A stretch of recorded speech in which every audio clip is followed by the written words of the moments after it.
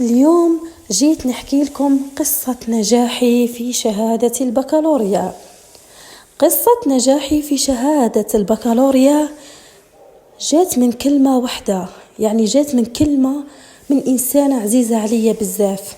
ما نكذبش عليكم، شهرين وأنا نلعب ونتفرج غير في التليفون ودايتها غير ماكلة ورقات، وهذا كان عامي تاع الباك، ومع العلم كنت أدب وفلسفة.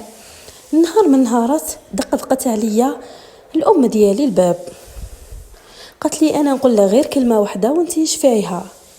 قلت لها وشنو يا ماما؟ قالت لي راهم جيراننا كامل بولادهم وبناتهم عندهم الباك، وراني عارفة بلي كامل نسمع زغاريت، إلا في داري مانيش رايحة نسمع.